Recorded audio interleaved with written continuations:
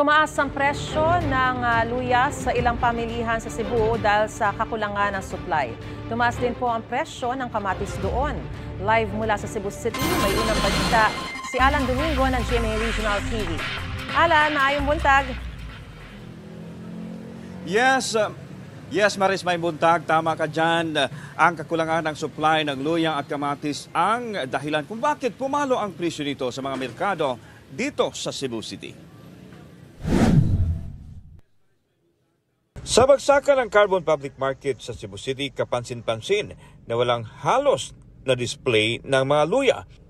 Ayon sa mga nagbibinta nito, epekto raw ito ng kakaunting supply mula sa 70 pesos kada kilo ng luya noong nakaraang mga araw.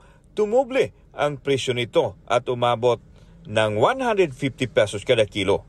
May mga maliliit na luya na ibinibenta ng mura sa halagang 120 pesos pero madali raw itong mabulok. Madali rin daw magkaubusan ito. Ayon sa mga nagtitinda, may ilang mga magsasaka na nagmamadaling anihin ang mga luya para makasabay sa pagtaas ng presyo ngayon. Kung buwang 150. So, mahal siya, brato?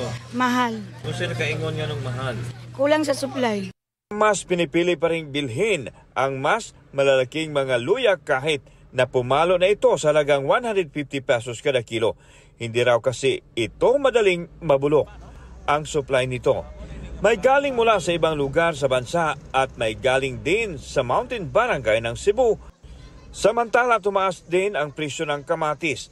Nasa 50 pesos lang ito kada kilo noong mga nakarang araw. Ngayon umabot na ito sa halagang 60 pesos hanggang 70 pesos. Mas mo mahal pag siguro sir ka wala pa man 60 ma'am.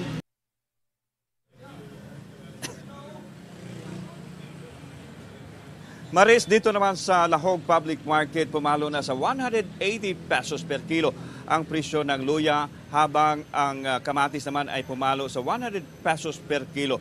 Ayon sa mga nagbibenta, posibleng tataas pa ito kung hindi mag-stabilize ang supply. Wala pang pahayag ang Department of Agriculture tungkol dito. Yan ang latest mula dito sa Cebu City. Maris? Daghang salamat, Alan Domingo ng GMA Regional TV. Igan, mauna ka sa mga balita, mag-subscribe na sa GMA Integrated News sa YouTube para sa iba't ibang ulat sa ating bansa.